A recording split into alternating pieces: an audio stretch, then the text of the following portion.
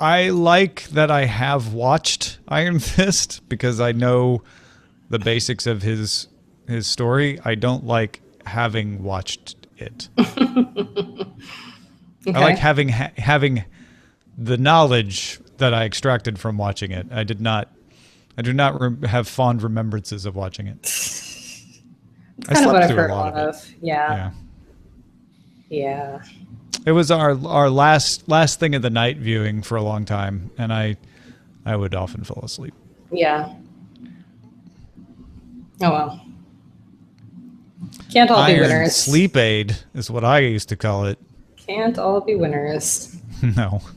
And the thing that Defenders proved to me is that the actor who plays Iron Fist is not at fault because he's great in Defenders. Oh really? Yeah. That's good. He was good as Loras Tyrell in Game of Thrones, too. He was good. He was good. I felt bad for him that he got stuck with a shitty show. Oh, Yeah. sorry. Pardon. French. Oops. Crappy show. Did you know Veronica speaks French? Today I learned. TIL. It is enchanté show, is what she just said. An enchanted show. An enchanted show. Enchanté. I'm trying to learn some French. Oh yeah? Est-ce que tu as soif? Do I want an Est-ce egg? que tu as soif? No. Are you thirsty? Do you have No. thirst? Is it true that you have thirst? Is it that you have the thirst? When you actually do the literal translations of French, it's hilariously courtly. Je m'appelle Ouf. Your name is Eggs? Yes. I like the s'il vous plaît is if it is pleasing to you instead of just please. I like that. I like that. I'm going to start speaking that. literal English translations of French. There you go. It's just for practice. And Ethan Kane says yes. Patrick is going to kill you tomorrow if he listens to this. I like that. I like that. I like that. I like that. Come at me. Come at me, bro. You're just a meme generator. I like that. Are you suave? Est-ce que tu es suave? I keep saying K instead of K too, because of the Spanish. Yeah. Okay, shall we do Escatu. this show then? Yeah. Surely. I'll stop I looking at Pinterest. Probably give Roger control. You should stop looking at Pinterest. I mean, you can tell me to. Stop looking at Pinterest. Stop having thirst. Oh wait, I need to write myself in. And Hurry up, Roger. you won't read it. It's fine. No, I'll remember now. All right, here we go. 3, 2. Daily Tech News Show is powered by its audience, not outside organizations. To find out how you can help power the show, visit dailytechnewsshow.com/support. This is the Daily Tech News for Monday, August 21st, 2017. I'm Tom Merritt. Joining me, Veronica Belmont is in the house. Not your Actually, house. Yeah, you're not my house. You're not in the house. You're in a at building. work. You're in a structure. Building. Yeah. I'm indoors. You have found shelter from the eclipse. Yes. The horrible disappearance, the inexplicable disappearance of the Daystar across much of the United States. Terrifying. Yes. It did come back, though. It did come back, though. Whew. Thank goodness. Oh, boy. Roger Chang, our producer, alongside as well. Roger, did you see the eclipse? I saw it through a cereal box I converted into a Oh, you did the pinhole. projection of it. Nice. Very nice. Well, we have all survived, so let's start with a few tech things you should know. Nutonomy CEO said Friday he hopes to launch a paid commercial autonomous car service in Singapore by mid-2018, though he said it could be later in the year, but definitely coming next year. They've been testing this thing in Singapore. They're going to start testing in Boston. This is another step on the road to reality. It's happening. Recode says its sources told it this weekend that former GE chairman Jeff Immelt is the frontrunner to be named CEO of Uber. 2 other men are still being considered. A vote is expected on a new CEO within the next 2 weeks. Is it wrong that my initial reaction was my condolences to Jeff Immelt? It's going to be a tough one. HTC dropped the price of the Vive VR headset by $200. It's now $599. That's still more expensive than the Oculus Rift. Rift selling for $399, although that's a summer discount. It'll go up to $499 once the summer sale is over. That's still cheaper than the $599, though. Do you have any of these? You don't have any of these, do you? No, I have a Gear VR, cardboard, daydream. No, I do have a Vive. You have the Vive. Oh, okay. Yeah, I do have a Vive. You do. Never mind. All right, here are some more top stories. Google announced in what is probably the silliest live stream announcement I may have yet seen in technology news that Android 8.0, previously referred to as Android O, is officially, no surprise, called Android Oreo. Do they have to do a deal with that? Yeah, I think so. They did it with KitKat, where it wasn't a paid deal, and I have not seen Google clarify whether this is any different. With KitKat, they just got them to agree to say, hey, all this free publicity, will you let us use the name without suing us? And I'm guessing that's what they did with Oreo, too. Because they had the big Oreo cookie dressed up as an Android guy, come out of a rocket ship in New York at the time of the eclipse. Why was it so silly? Because that's all it was. At the time of the eclipse, music played, the thing broke open, an Oreo guy walked out, and then they played some funny videos. Okay, right on. Yep. And then everyone who was there actually missed the eclipse. Everybody's like, oh crap, I missed the eclipse. I was looking at the stupid Oreo guy. If you don't know already, Android Oreo will bring you some boot speed and memory improvements, fast pixel start time, autofill for apps, picture-in-picture, so you can play video on top of other tasks, instant apps, no download required, notification dots, remote location wiping, Google Play Protect, detecting malicious apps, overhauled emojis, and we are finally going to get it for the Pixel and the Nexus 5X and 6P as soon as it gets out of carrier certification, which is apparently in right now. Pixel C and the Nexus Player will get it after that, which always confuses me because the Pixel C is a tablet, doesn't require carrier approval if you just have the Wi-Fi only version like I do, but okay, fine. And then other devices to follow. Awesome. Good stuff. Intel announced its first 8th generation processors for 15W U series mobile processors for laptops. The new processors are refreshed 14 nanometer Kaby Lake architecture with a higher top clock speed of 4.2 gigahertz, 4 cores, and 8 threads.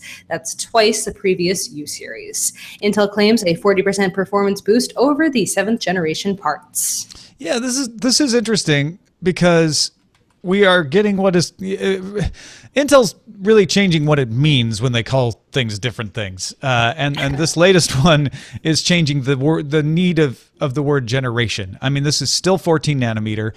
It's still Kaby Lake. It's Kaby Lake refresh. Kaby. You say Pakaby. I say Pakaby. Let's call the whole thing off, Intel. You say 7th gen. I say 8th gen because you've got double the cores and threads, which is legitimate. Like, having more cores and threads lets you do things that you couldn't before.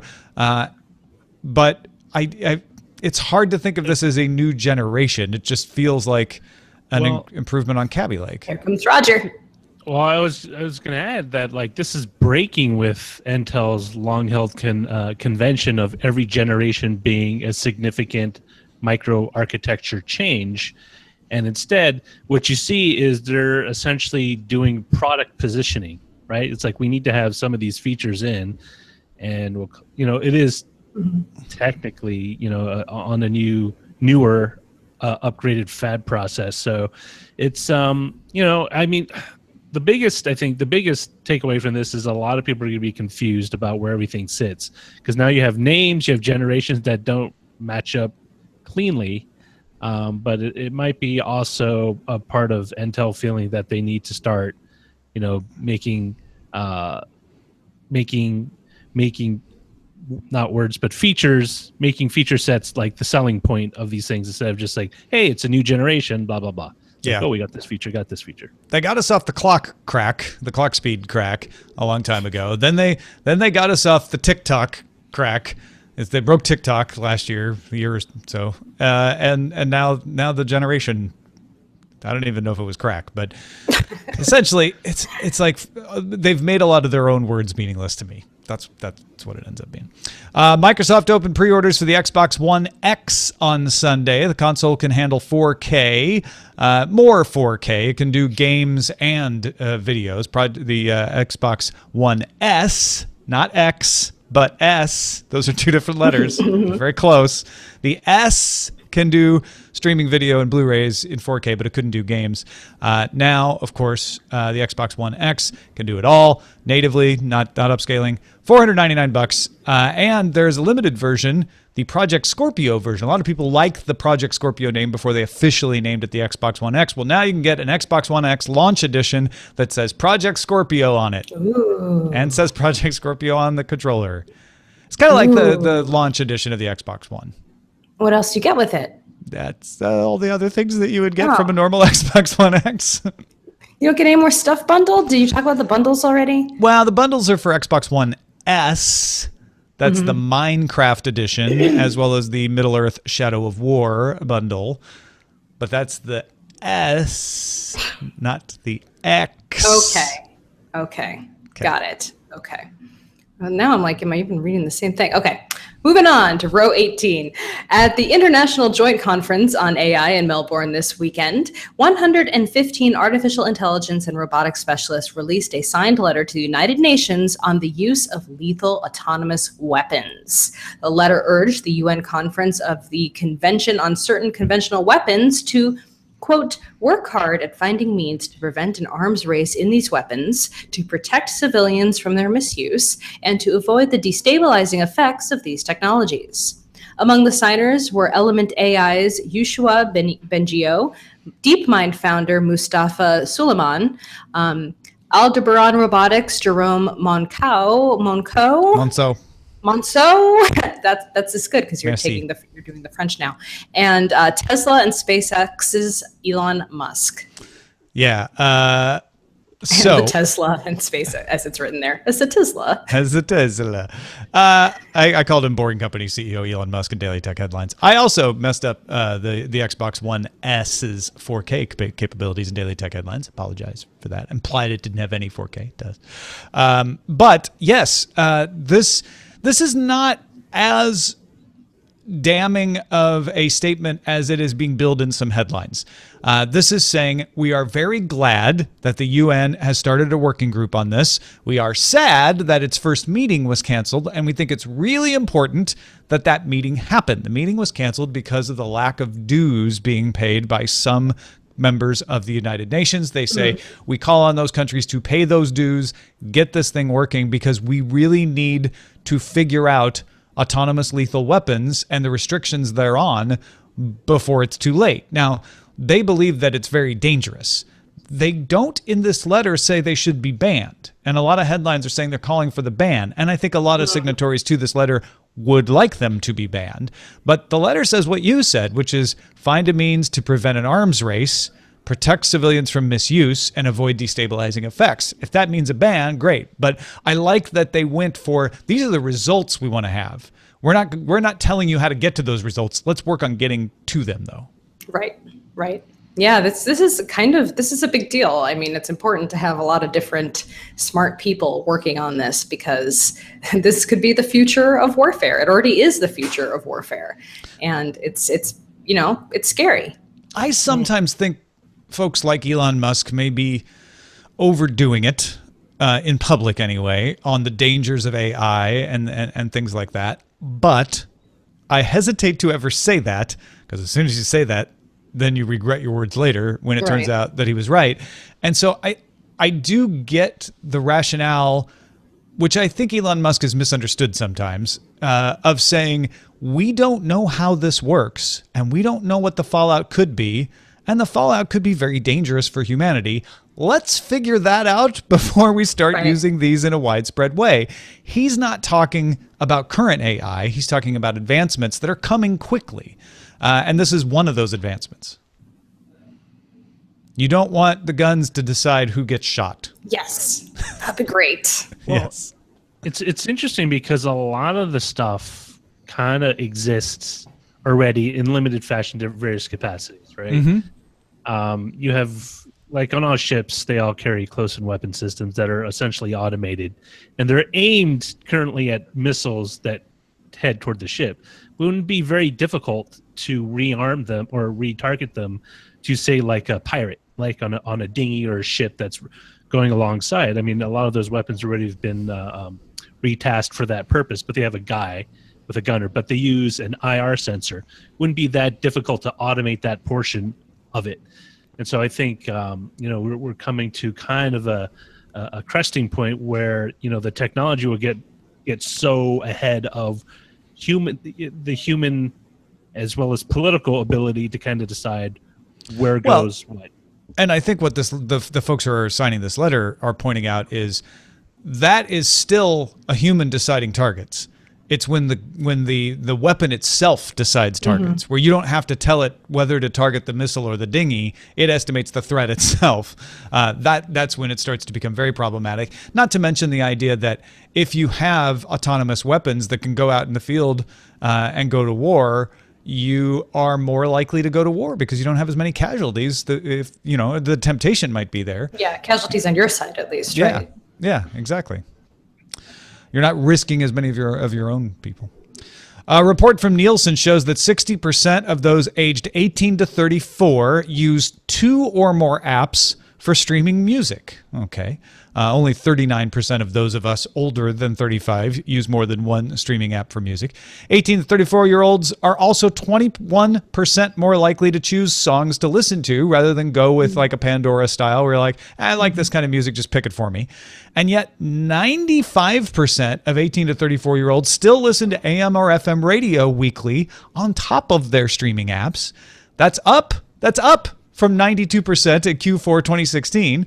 And finally, 70% of 18 to 34-year-olds use 2 or more messaging apps versus 42% of those older than 35. Now, lost in all those numbers for some of you is the main point here, probably, which is if you're 18 to 34, it's more likely, according to Nielsen, that you're not brand loyal. You use a couple of apps and radio for your music. You use a couple of messaging apps. You use whatever is good for the thing you want to do, whereas people of over 35 are more likely to pick one thing and go with it. That is pretty fascinating, I think, actually. I'm definitely in the I'm barely straddling this line, and I'm definitely a one app kind of person for music, at least. And I wonder how much of the radio stuff is people's cars. Yeah. Well, that's what I'm curious about, because the radio thing was the most surprising finding of this study. But what's more interesting is that, like, when I'm in the car, I just naturally just turn on the radio because it's in the car. Yeah. It's just there. I'm just lazy.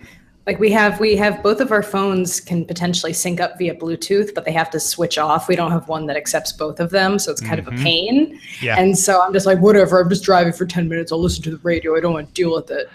Or I'll listen to an audiobook. And I it's kind of weird because I'm an older guy. Middle-aged guy. But I use the radio to kind of see where the trend is at. Like I'll listen to whatever. Oh, I'm not thinking about it that hard. That's for sure. I'm just curious to know if my tastes have deviated. Oh, my tastes have always deviated from the. You just want to know how far your tastes have deviated from the norm these days. Should I be going to the golden oldies section? Of this, yeah. I don't know that AM/FM radio apps count in this or not. I haven't been able to determine that. That would make a slight difference here.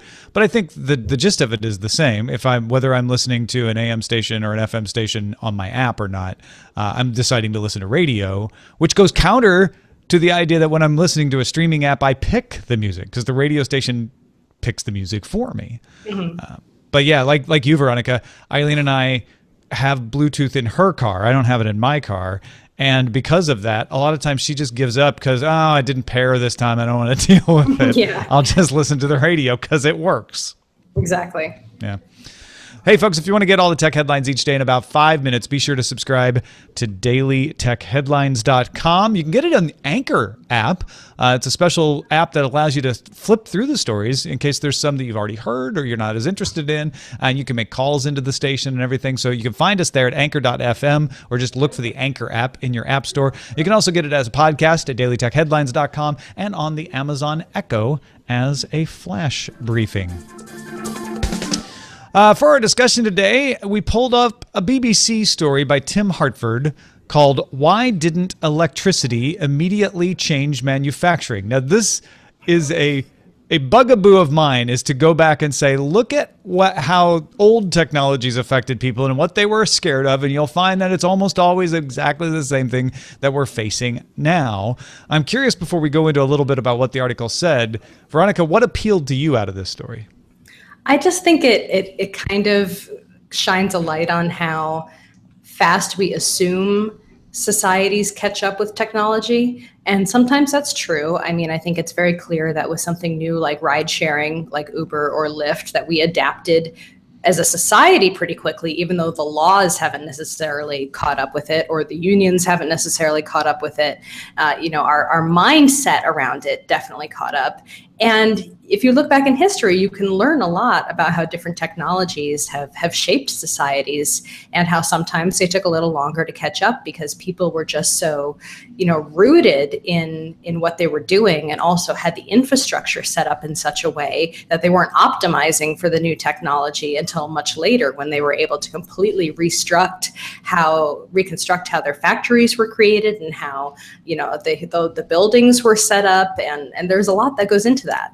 Yeah, and you'll hear people talk about a productivity gap, saying with the internet, we should be seeing big productivity boosts. Why aren't we seeing that? That's not a new thing. We talk all the time on DTNS about, well, this company isn't adapting to new technology. That's also not a new thing. So let's go back to the age of electricity. Thomas Edison and Joseph Swan independently invented usable light bulbs in the late 1870s. So think of that as the beginning of, hey, we've got this new technology. That's your ARPANET moment, essentially. 1881, electricity generating stations were set up in both London and New York by Thomas Edison. By 1900, though, 30 years after those light bulbs, 20 years after those first electricity generating stations, less than 5% of drive power in U.S. factories came from electricity. Mm-hmm. They were trying to replace steam drives. Steam-powered manufacturing had been the way things were done. Steam drives required everything to be connected to the steam drive by pulleys and levers and belts because the big steam-powered engine, pumped the drive and then that moved everything. Yeah. So like you were saying, Veronica, everything had to be built around that. You didn't have a lot of flexibility.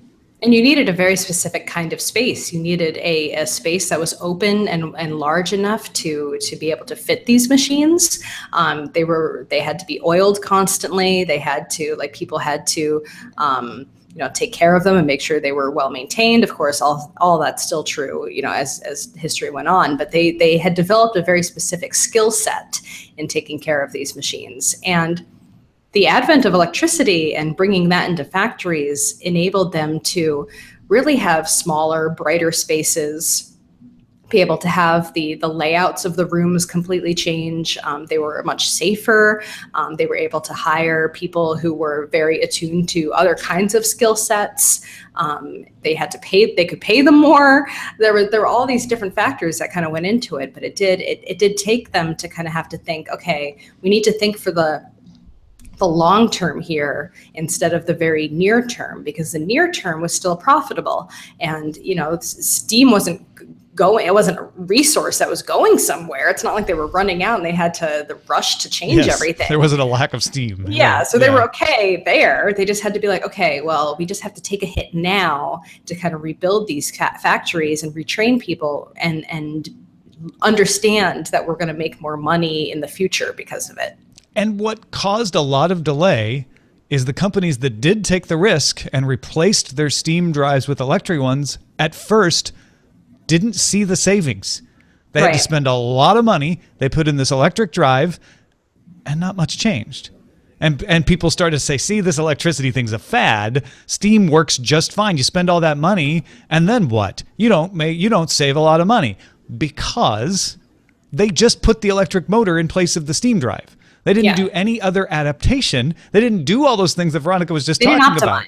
Yeah, they did not optimize. They still had all of the sewing machines connected as monoliths to the steam drive rather than having electric motors at every desk and putting more people out there to do the sewing on their individual sewing machines that could be plugged in and connected by wires. Now, it seems obvious enough. Well, of course, you can plug other things into electricity, but everybody was thinking steam. In steam, you had to have everything connected to the main motor. You had to have it's like like having a mainframe computer, right? It took a while for people to realize with personal computers what you could do with them. Like, oh, I can take my computer to the cafe. Yeah.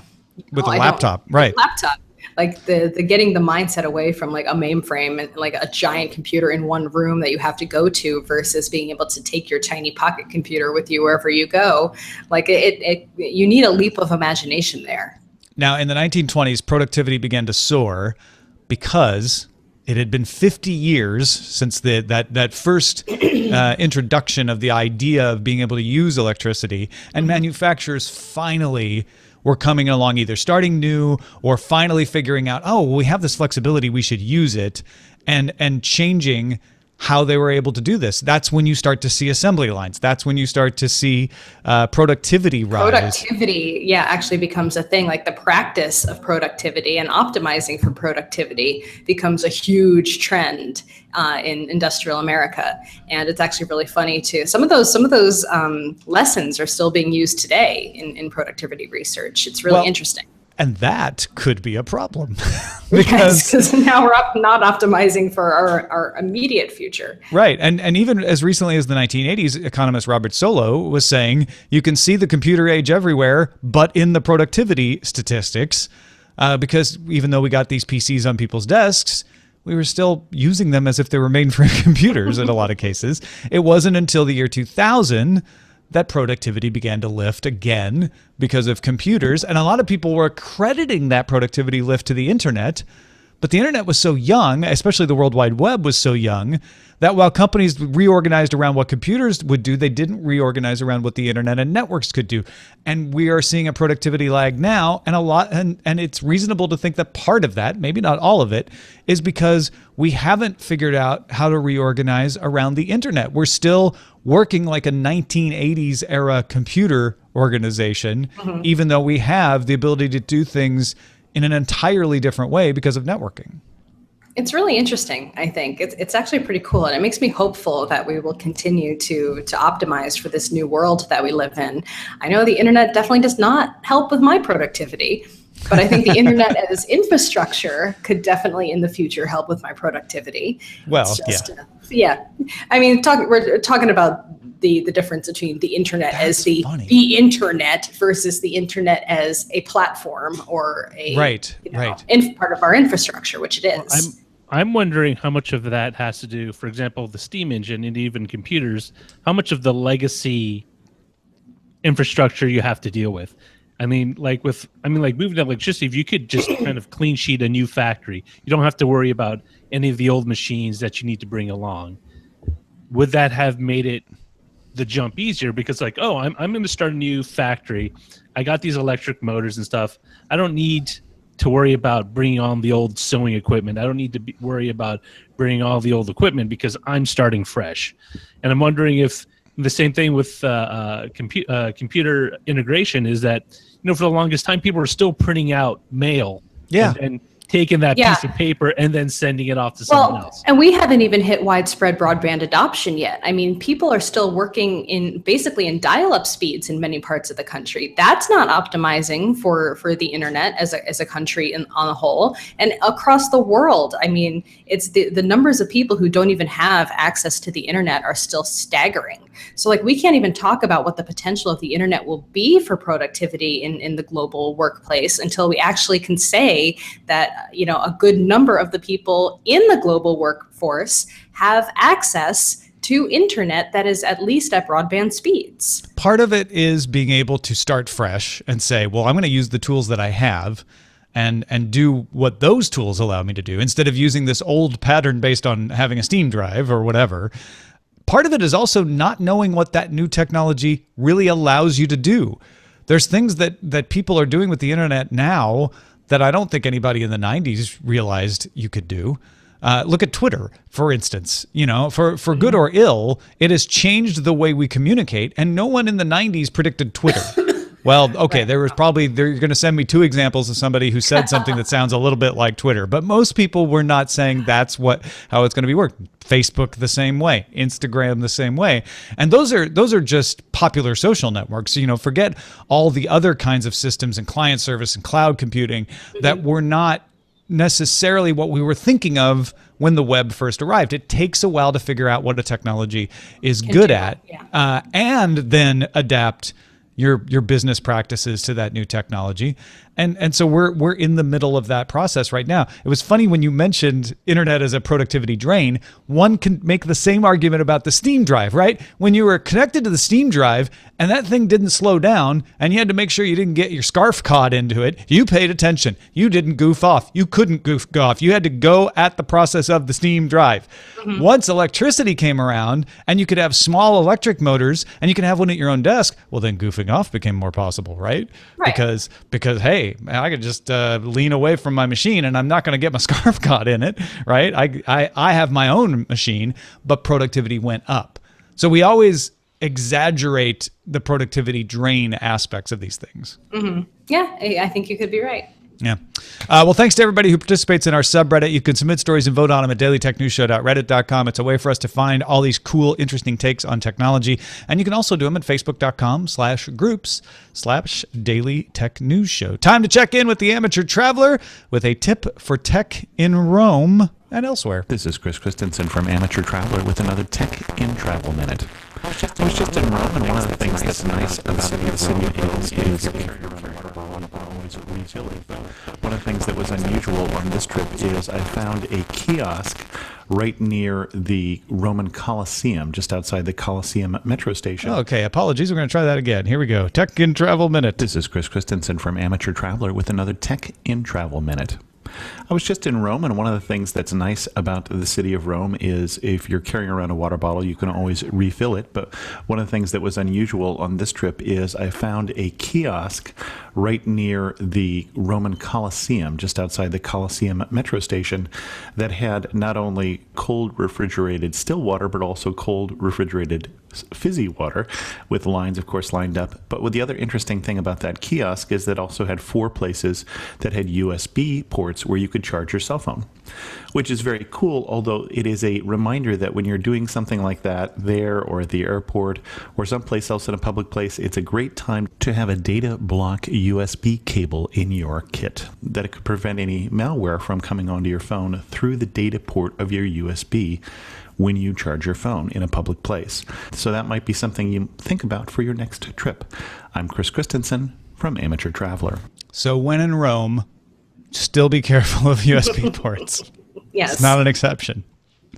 We don't even plug our phones into cars these days without some kind of, No, I use an aux filter. jack. I don't send my music in because who knows? Hey, thank you, Chris Christensen. You can find more about traveling with Chris at amateurtraveler.com. And thank you, Veronica Belmont, for joining us. Of course. Thank you for having me. What you got going on to tell folks about? Well, today is Monday, so that means there's a new episode of IRL Podcast out today. This week, we dive into surveillance and all the gadgets and gizmos and internet stuff that is watching your every move. And it is also the reason why, if you're watching the video show right now, I have this handy dandy little flap that I can flap right over my camera. Now you can't see me, but you can still hear me. Where'd you go? I'm hiding. I'm hiding from surveillance. Veronica. Here, I'm back now. Oh, there you are. So check it out at irlpodcast.org. 2 more episodes left in this season. You had your own eclipse there for a minute. I did. I saw Go the check it clips. out. Thanks to everybody who gives a little value back to this show for the value they get from the show. We're almost to our goal every month of having at least one more patron than last month. We just need 7 more of you folks out there who aren't already backing us. So if you think the show's worth 5 cents, you can pledge $1 an episode at patreon.com/DTNS. Our email address is feedback@dailytechnewsshow.com. We're live Monday through Friday, 4:30 p.m. Eastern, 2030 UTC at alphageekradio.com and diamondclub.tv. And our website is dailytechnewsshow.com. Back tomorrow with Patrick Beja. Talk to you then.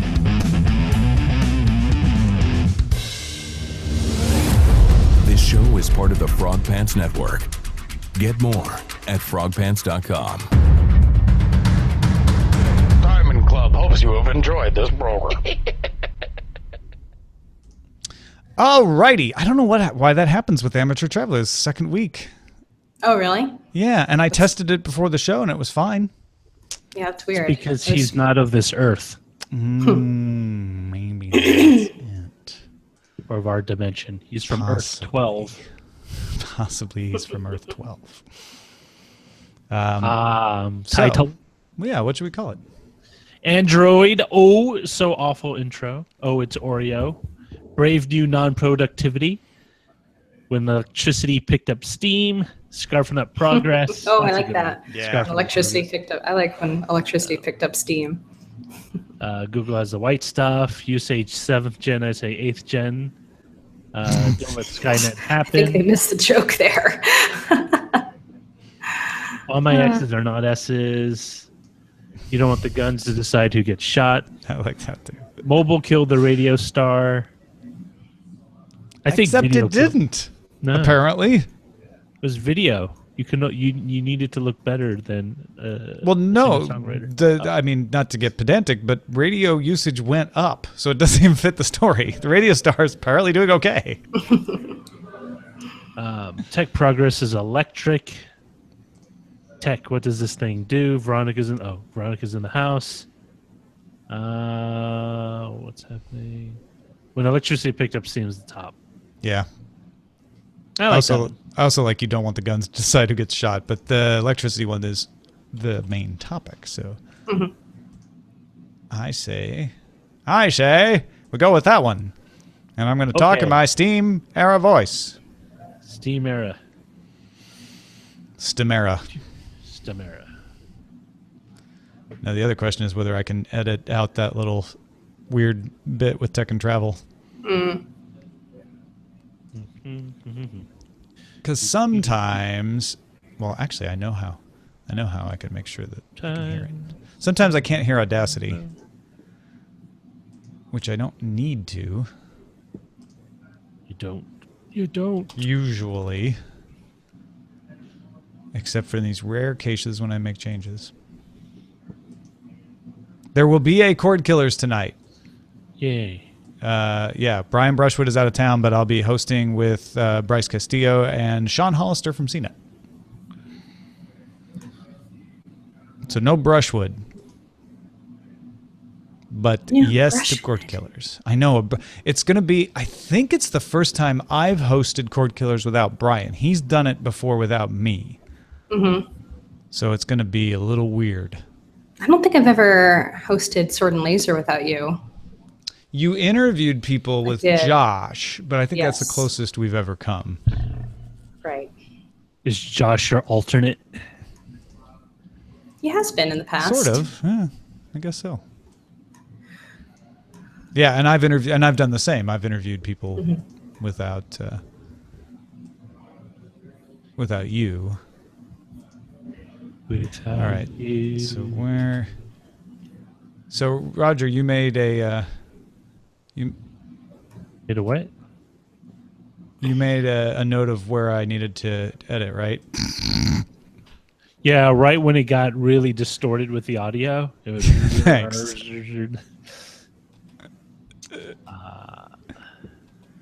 I can't. It goes in right after we talk about Steam in the future.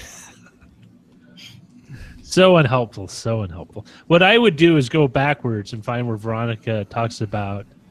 Oh, I found it. IRL. I couldn't see it in the waveform. Usually it sticks out. It's bath time for Ellie. Nice. I can hear her jovial cries. She really likes the water. I think most kids like the water. Yeah, I think kids like splashing around if they want to.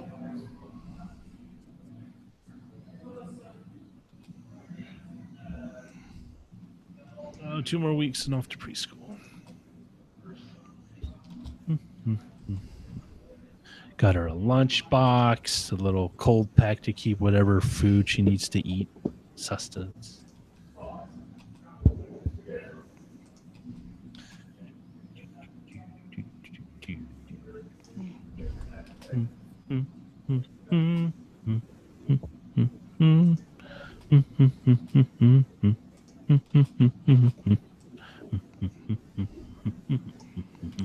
This is your best time filling, is to hum.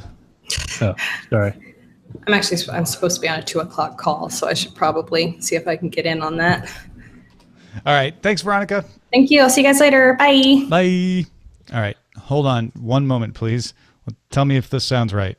Tech News Show. Time to check in with the amateur traveler with a tip for tech in Rome and elsewhere. This is Chris Christensen. Ah, darn it. It's a little bit short. Oh, well. Did you go away, Roger? No, I'm still here. Can you hear me? Yeah. Okay. Is my picture gone? No. I see it. I wasn't looking at video. You just didn't say anything when I asked you. Oh, no, you were playing the audio. I thought you were going to go back, make it edit, and replay it.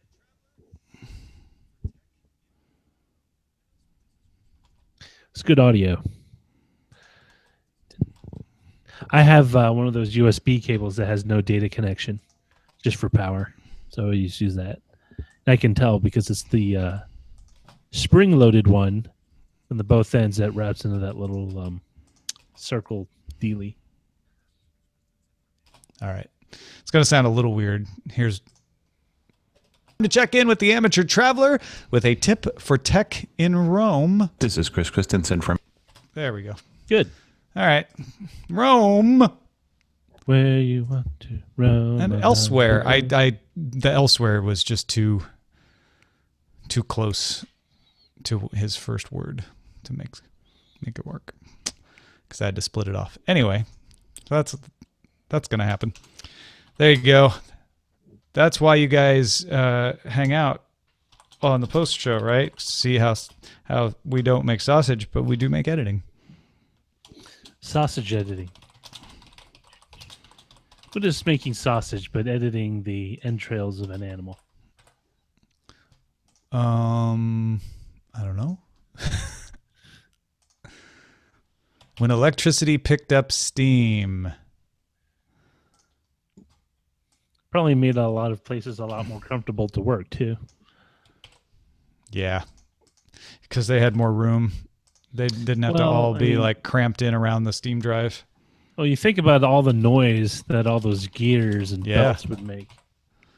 And then, and then the heat from the steam engine. And you'd also need, you would have a high humidity from the steam. And well, and that was another thing they pointed out in this article is that if any one thing in the factory needed to be run, you ran the entire steam engine. Yeah. So it was not terribly efficient. You couldn't quiet it down. You had to keep it boiling even in the middle of summer. There's no way to make a small, efficient steam engine, I guess is what they were saying with the technology at the time. Which is why I always find steampunk to be so very odd. Because, well, a lot of steampunk presumes the miniaturization of steam drives into the same form factors as electric motors. Which is a big jump. Yeah. But there were steam cars. Oh, yeah. Steamboats. No, but I mean like passenger, personal vehicles powered by steam. Yeah. Britain had, before they had petrol-fueled lorries, they had gas, or steam-powered lorries. They were fairly compact little steam engines. That's actually there is a Harry Turtledove alternate universe novel called The Two Georges that posits the United States does not rebel against England, and what happens. And part of the thing that happens is electricity. It doesn't make its advances as early, and so everybody's got steam powered cars because of what you were saying about England developing them. Yeah, but like you would constantly need to get water. Yeah. Well, you got to constantly give them gas too. Yeah, but you would need water and coal. So you need the coal to heat and the water to get steam. They could be made more efficient, I would think. All right. Yeah, I mean, you could get a collector, I'm sure. Let's wait. And the idea is if electricity isn't there to replace some parts of the gasoline engine, it just makes more sense to keep working on steam. You also don't maybe don't exploit Texas and the oil reserves as quickly. I think that may have been more of a part of it now that I'm thinking about it. Isn't all of Turtledove's books alternate history, or am I just... Yeah, he mostly does alternate history, yeah. Guns of the South is his big... Yeah, that... Okay, big so yeah, I remember that. That's a whole series where somebody goes back in time and brings M16s to the Civil War. Yeah, automatic weapons to the Confederacy. Yeah. But I never read those. I did read The Two Georges, and the idea was that King George, and apparently this is based on a real proposal, King George wanted to visit the United States to solve all the problems. And because he was mad, his advisors wouldn't let him. So Harry Turtledove was like, well, what if they did? And then he posits a scenario where George Washington actually bends the knee and submits, and the United States doesn't rebel. And they get some freedoms, but they don't. It takes a more Canadian. It turns into Canada, basically. Yeah, exactly. Exactly. And when we say mad, we don't mean he was angry. No, He was like just the Mad King. He didn't burn anybody with wildfire or anything like that. No. He was just a little. He was a little eccentric. Eccentric, yes. He had challenges.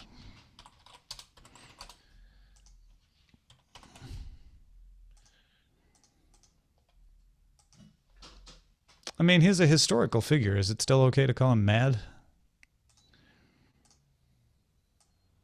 Mad King George? That's his historically, but today we would call him crazy. We just call him King George. I mean, would you still put that in front of... I guess you could. I mean, like, people say crooked Nixon or something. Like, I guess you could say he was Mad King George. Peter the Great, so-and-so the usurper, Hagar the barbarian. Well, was it? That's all the great kings. Sargon the destroyer. No, the why, like his, this whole thing with the laws. The Steely with his laws etched on it. King Bertie the Inept.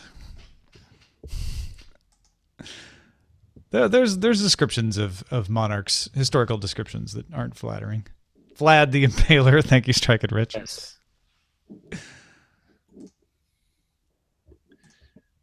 Impaled quite a few people. Everyone else. Sargon of Akkad. No, Sargon the Great. The Great. Oh, he's just the Great. That's not that interesting. Everybody's the Great. Peter the Great. Catherine the Great. So many of the greats. He's the original the Great. He's the OG. Original Great. Ooh, what's that? What was what? I just heard a ba-doom. Did you not hear it? No. Thought it came from your end. No. Anybody else hear it? Or is it in my head? Someone said, Sargon, take me away. I love it.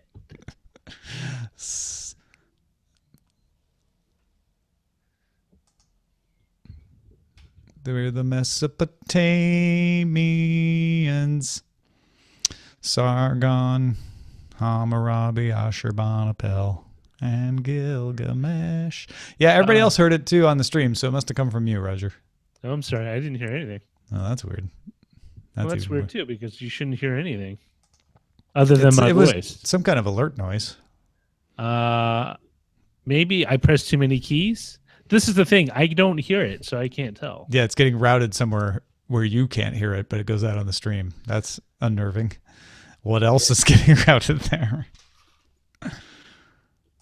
Hey, Roger's criminal file. Zoe Brings Bacon recognizes the sound, but she can't place the application it's supposed to come from. I would say the only thing I'm typing into is Chrome, and I'm on Windows 10.